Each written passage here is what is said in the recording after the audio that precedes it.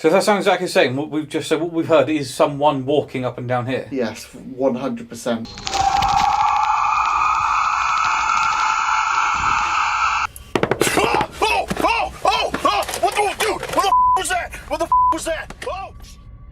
Venturing into the woods alone at night can be terrifying, but what happens when you encounter someone or something you'd rather never meet? Like this first encounter, for example, captured by Joe and Elliot. Meet Joe and Elliot, the duo behind the YouTube channel Ghost Theory. They travel to some of the most reputedly haunted locations, armed with cameras and investigative equipment, in an attempt to capture definitive proof of the afterlife. Their goal is to separate fact from fiction, but in this particular Tudor mansion, they would find themselves confronted with evidence so clear it would challenge any sense of skepticism. The investigation takes place at Tudor World, a historic mansion converted into a museum that showcases the grim and brutal history of the Tudor era. At Tudor World, where this amazing Tudor mansion's been turned into a kind of museum. I mean, we've had a look around already, but there's one part we haven't been in yet, which apparently would be the most active part of the building. Yeah. And we've got stories because this is sort of connected to the... Joe and Elliot began with a tour of the building, which was filled with macabre displays of torture, witchcraft, and questionable medical practices from the period.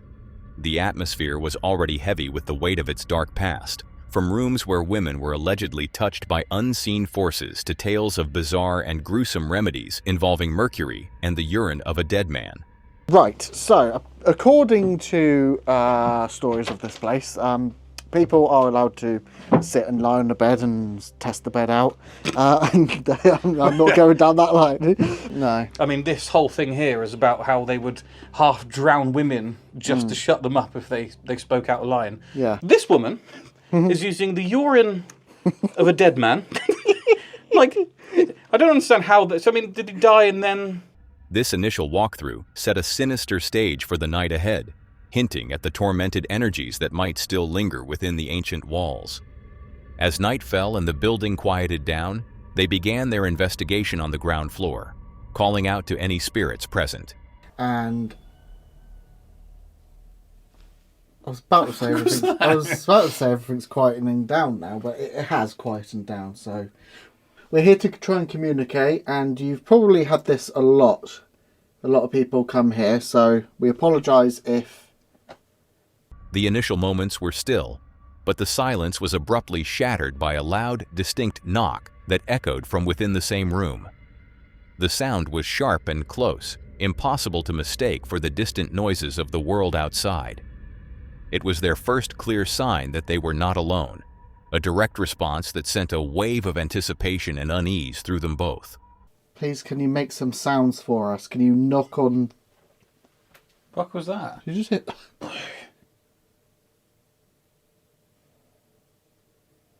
And that was in the room as well. That wasn't like noise from outside. No. Somewhere. The activity quickly escalated. As they continued their vigil downstairs, they began to hear what sounded unmistakably like footsteps creaking on the floorboards directly above them. The sound was so clear that Elliot was able to go upstairs and replicate it, confirming that someone, or something, was walking around. They're walking then, upstairs, very far away.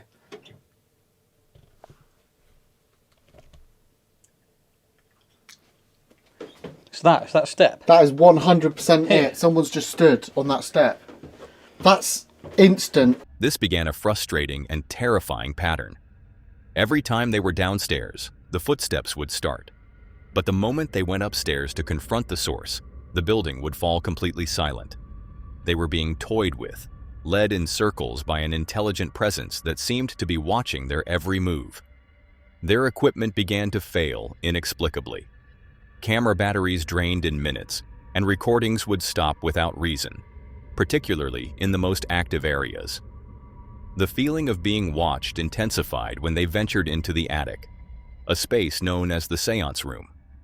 Here, the atmosphere grew heavy, and both men felt a palpable presence, with Elliot becoming convinced that something was standing directly behind him.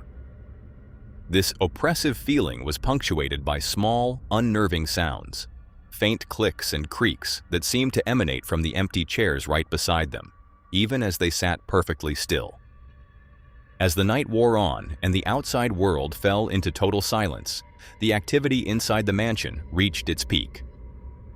Now past 2:30 a.m., the footsteps upstairs returned, louder and more deliberate than ever.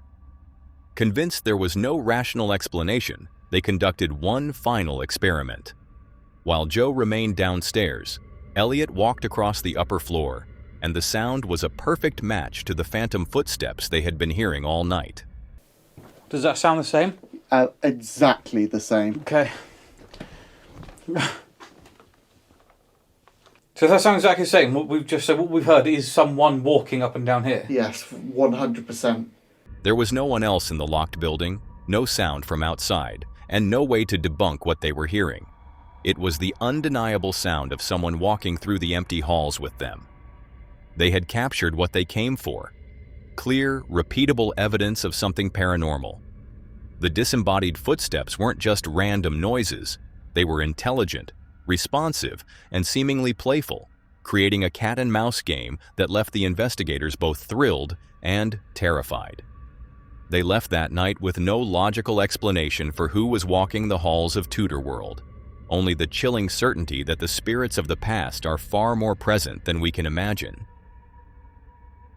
Exploring unknown places can lead to incredible discoveries, but sometimes the most unsettling findings aren't what you expect to see, but what you hear.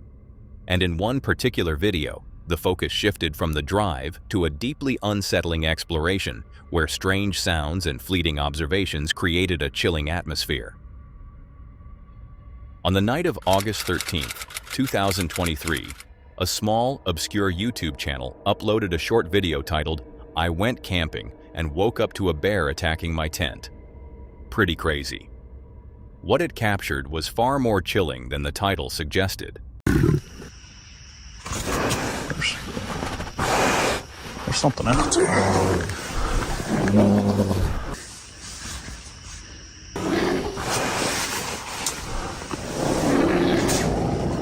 The man behind the camera was simply trying to fall asleep, nestled in what should have been a peaceful, remote campsite, when a strange sound began to drift in from the darkness outside. At first, he assumed it was just another wild animal. But then, without warning, the noise surged, louder, sharper, deeply unsettling. As panic crept in, he switched on a light, only to confirm his worst fear. It wasn't just any animal. It was a bear. The sound intensified. So did his fear. In a moment of desperation, he reached for his gun and aimed it toward the tent wall, toward the unknown. It was as if the noise had cracked something open inside him, a primal awareness, pure survival. The video ends abruptly, cutting to black. Yet the questions still linger. Was it really a bear stalking just beyond the fabric of his tent? Did it come closer? Did he fire?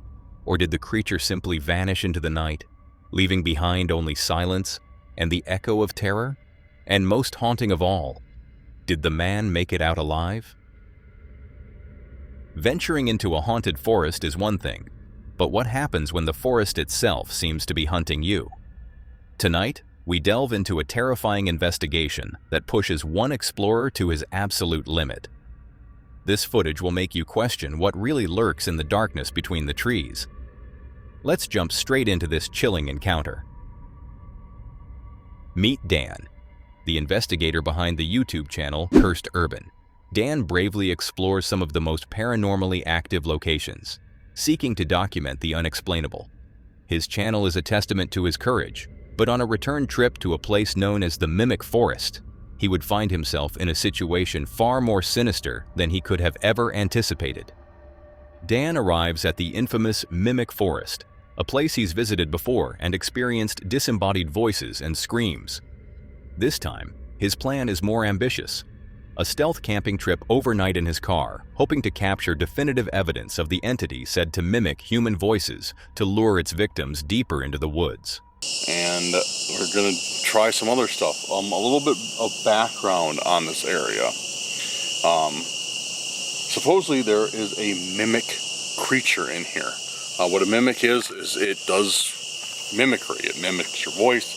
It tries to draw you into the woods to eat you, to kill you. I don't know what exactly it does, because people who are brought in by mimics tend not to come back to tell the tale. So supposedly there's a mimic creature in these woods. He sets off into the darkening trees, ready for whatever the night has in store.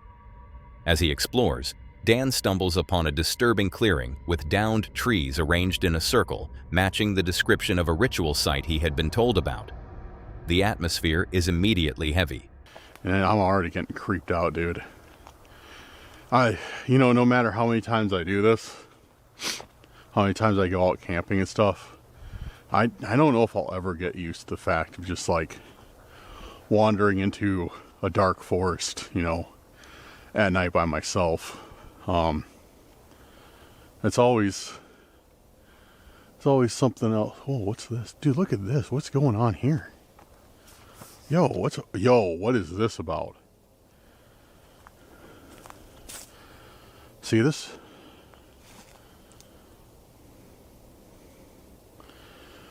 There's like this stuffing all shredded. I don't know, that's weird. Guys, let me know in the comments if you have any idea what this stuff is. Maybe it is like some sort of like plant or whatever, but I don't see it on anything else. It's just that one tree. Which, to do stuff like that always sketches me out for real, because this forest is really, really known for a lot of disappearances, and a lot of these disappearances have been swept under the rug. So, deciding this is the perfect spot to begin his investigation, he pulls out a spirit talker app, hoping to make contact with whatever spirits or entities reside there. The forest doesn't wait long to respond. A faint laugh echoes from the trees, and the spirit talker app ominously warns of a bad spirit. The laughter returns, closer this time. As Dan notices a trail of snapped and broken trees, as if something large was dragged through the area, the device chillingly spells out the word victim. trying to figure out a way to hold my phone, my camera, and get the flashlight out so you guys can see a bit more instead of nothing. So I got a very weak light on the camera right now. Actually, you know what? Hear my voice. Hear my voice. Let me turn this up. Way up. It's going to kill the battery on it, but maybe you'll be... Yeah, there you guys go. Now you can see something. Sorry about that, guys. There we go. Alright. Better...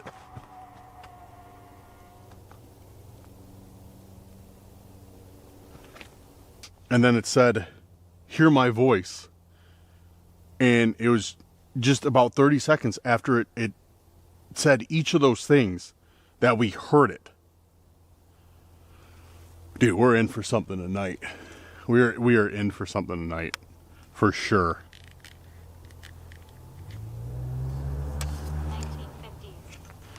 1950s.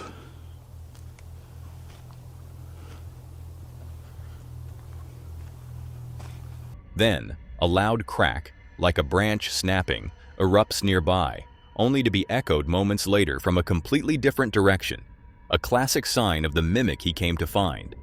Pressing on despite the growing sense of dread, Dan follows a path near the river, the source of the strange noises. What happens next confirms he is not alone. For a fleeting moment, he sees a pale, white figure poke its head out from behind a tree, silhouetted by a distant light, before it vanishes without a sound.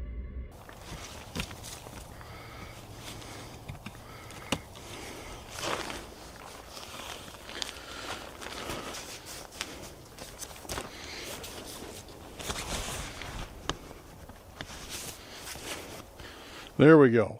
All set up. Tent is done.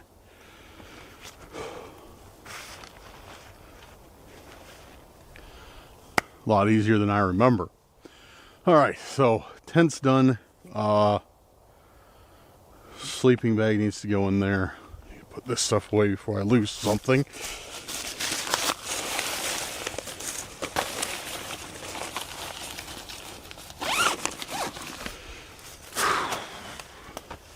That's about it. Going to The disembodied laughing follows soon after, now sounding like a taunt. He is being watched. Dan cautiously makes his way back to the ritual clearing, only to find something that wasn't there before. 2 sticks laid out in the shape of an X. As he processes this unsettling new discovery, the spirit talker delivers its most direct and terrifying message yet. This was not here. This was not here. The last time we were here. This was 100% not here.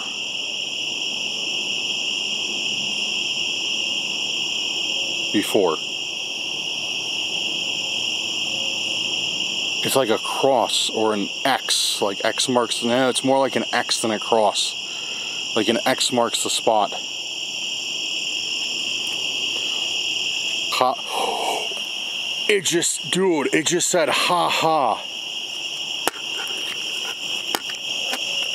Yo, it just said ha ha. Okay. With all the laughing we've been hearing tonight in the woods, and now we get ha ha on a spirit talker. That's not a coincidence, dude. That is not a coincidence. The entity isn't just present, it's actively mocking him, confirming the laughter was meant for him all along. Feeling completely unsafe and hunted, Dan retreats to his car for the night, hoping the steel and glass will offer some protection. He manages to fall asleep, but is violently woken by the same chilling laughter he heard in the woods. Before he can even process what's happening, 2 loud, aggressive bangs strike his car windows, one on each side, in rapid succession. Alright guys, I just woke up.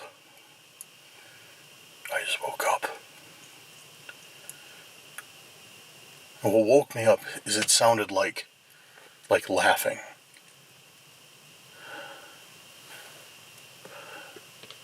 Sound like that same laughing I heard before, just way closer.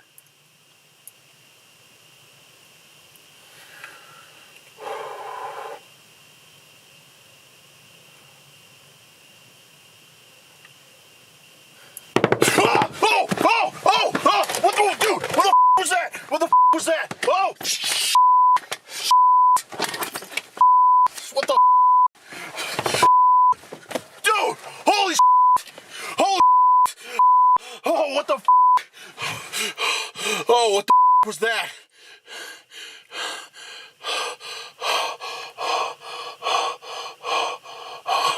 Oh, dude! There's something outside the car. There's something outside this. Panic floods him as he realizes there is nothing and no one visible outside. The creature is right there with him. Terror overtakes him. Dan scrambles to pack his gear and get out of the forest as fast as possible. There is no question in his mind. He was being toyed with, hunted by something intelligent, malicious, and dangerously close. The laughter, the mimicked sounds, the pale figure, and the final assault on his car were all part of a terrifying game that could have ended in tragedy. Some spirits are content to make their presence known with a whisper or a cold spot. The entity in the mimic forest, however, is far more aggressive and physical. It doesn't just want you to know it's there, it wants you to be terrified. Dan was wise to flee when he did, leaving the dark woods behind. One thing is certain: the creature is still out there, laughing and waiting for its next visitor. Graveyards hold the weight of history, but some are burdened by a past so violent it refuses to stay buried. What happens when a lone investigator ventures into a place soaked in the blood of one of England's deadliest battles? Tonight, we explore a chilling investigation that will make you question what really lies beneath the soil of ancient churchyards. Meet Tom, the creator behind the popular YouTube channel Haunted Finders. Tom is known for his solo investigations into some of the UK's most paranormally active locations, armed with his gear and a deep respect for the history he uncovers. Through his videos, he documents his raw, unfiltered encounters with the unknown, capturing evidence that often leaves his audience speechless. But one investigation at a notoriously haunted church would test his nerve as he came face to face with an energy that seemed intent on making its presence felt. On a quiet morning, Tom arrived at East Stoke Church, a site infamous for its connection to the Battle of Stoke Field, one of the bloodiest conflicts in English history. He began by explaining the church's grim past, how so many soldiers were killed that a nearby river ran red with their blood, and how their bodies were disposed of in a mass grave right there in the churchyard. This place, if you don't already know, sits right opposite the field where the Battle of Stoke Field took place, which was said to be one of the bloodiest battles of English history. So many people died in that battle that there is a small river that runs alongside the field, and when people were trying to escape, they slaughtered them into that stream, and apparently the river ran red with blood that day because of how many people were slaughtered. So there's a lot of crazy stuff that went down here, and they actually mass buried a lot of the soldiers from the Battle of Stoke Field in this churchyard, and there were that many of them buried that the churchyard now sits higher than the church. As he walked the grounds, the sheer age of the place was palpable. The ancient tombstones, some dating back to the early 1700s, stood as silent witnesses to centuries of turmoil. But it was as he passed the church windows that the investigation took its first unsettling turn. For a brief moment, he was certain he saw a figure looking out at him, a chilling sight that immediately put him on edge. Wow, I got a really weird feeling then, walking past my own windows then, I swear. I thought I saw someone looking out, that was weird. Shaken but undeterred, Tom decided to begin an EVP session near the area believed to be the mass grave. He spoke into the silence, inviting any spirits connected to the battle to communicate. The response was both immediate and shocking. What was that? What? Oh, that is clear. What is that?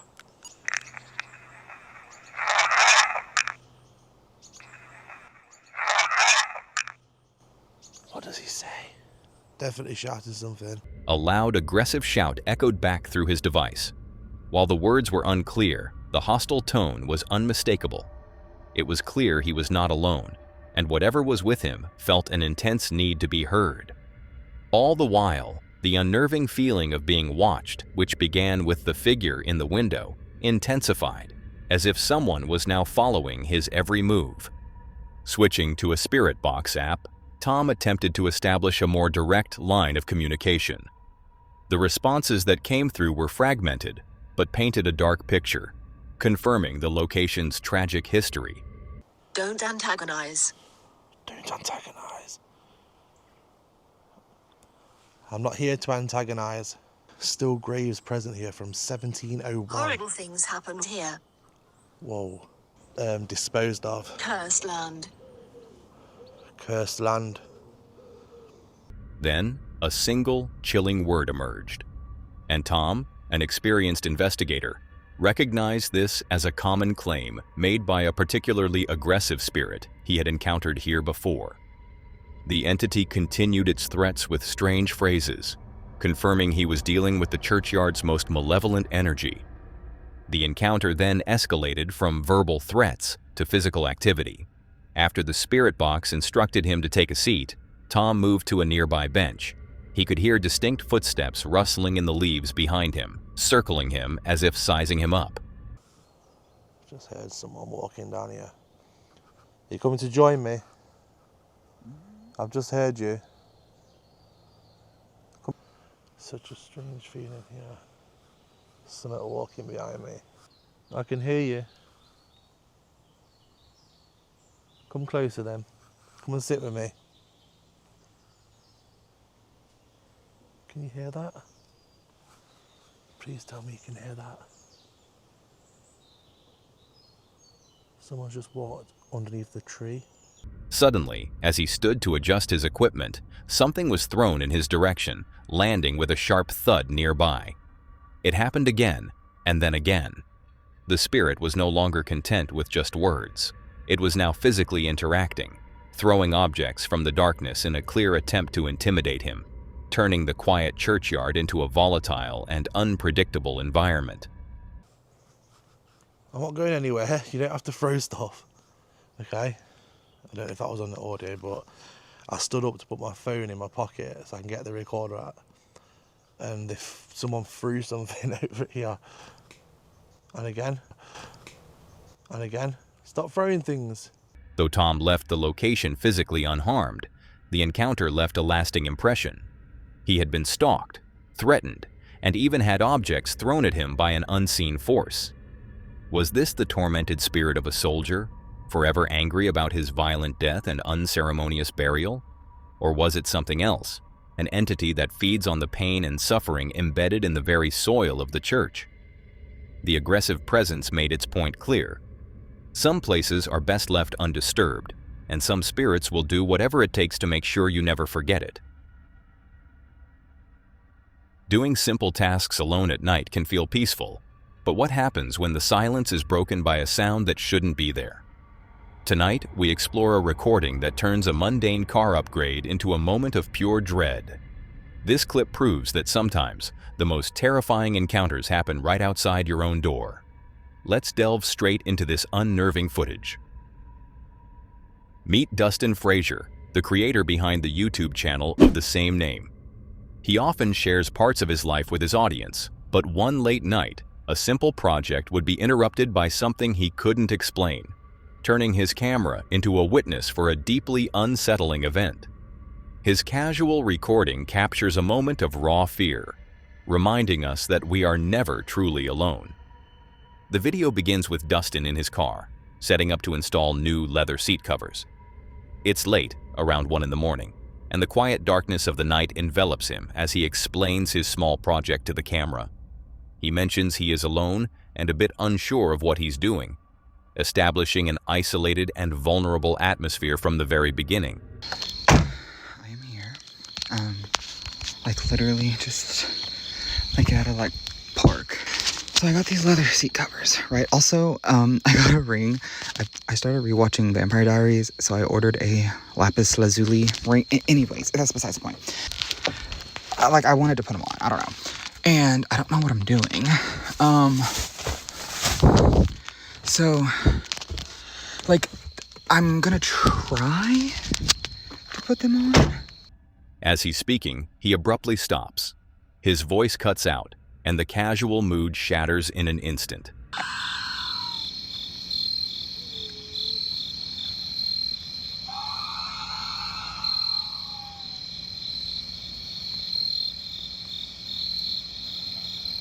Okay. Sorry, it sounded like crying or something.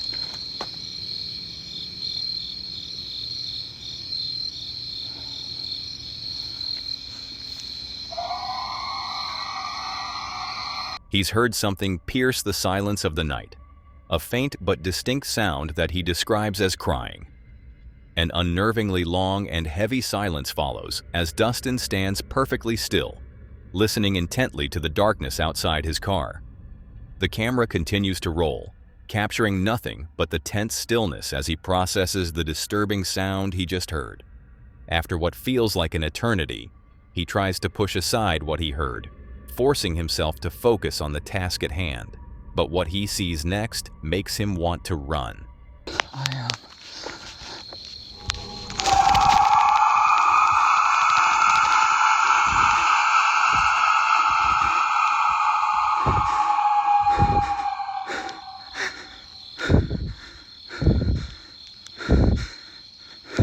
A tall, shadowy figure, completely shrouded in black, stands motionless in the middle of the street, staring straight at him. The comforting solitude vanishes, replaced by a chilling sense of being watched. The project is forgotten, and the only thing that matters is the terrifying possibility of who, or what, is lurking on these streets. Although he wanted to continue, having a look at the chilling interruption left a dark cloud over the rest of his night. The moment Dustin tried to escape, the video abruptly cut to black, yet the mystery lingers. What was the source of that haunting cry? Was it a distant animal, or was it something far more human and far more troubling? The ambiguity is what makes this clip so terrifying. He was in a familiar place, yet the unknown had found him.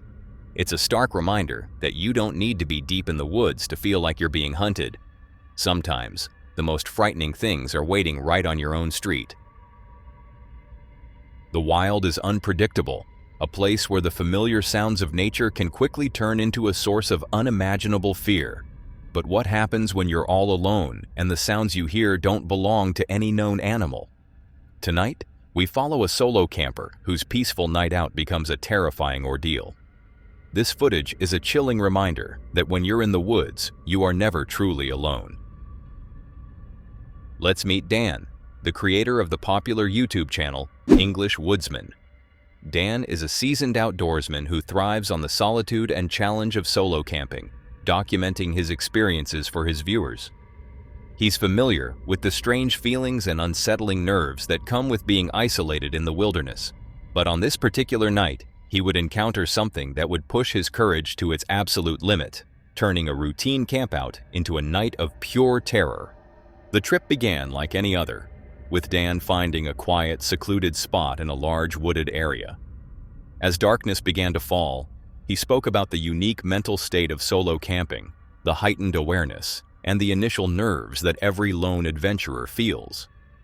He explained that it's a process of tuning your senses into the environment, where every snap of a twig or rustle of leaves is amplified in the silence. When you come camping with friends, 2, 3 of you, you sort of like, you don't have a nerve build up, you know, you're not a little bit aware of your surroundings because there's a small group of yourselves. You need just to switch off from your normal life, let's say, and you need to take in your surroundings. Your noise is what you were, like I can hear stream over that direction. Yeah, when you're solo camping, you really need to tune in, and you'll do it without realising anyway. But when you solo camp by yourself, I've done this for years, on and off by myself, and every time I still come out and I still need to feel that little bit of... As he prepared his gear for the night, a subtle but persistent sense of unease began to take hold. While setting up his camp and preparing his dinner, he started hearing faint noises from the edge of his campsite. He tried to brush them off, convincing himself that it was just his mind playing tricks on him, a common side effect of being alone in the vast, dark woods. However, the unsettling feeling of being watched wouldn't go away. Later that evening, sitting in the deep darkness with only a small lantern for light, he again mentioned the strange sensation of hearing things just beyond his field of view. He attempted to rationalize it as the paranoia that often accompanies solo trips, a familiar yet deeply unsettling part of the experience.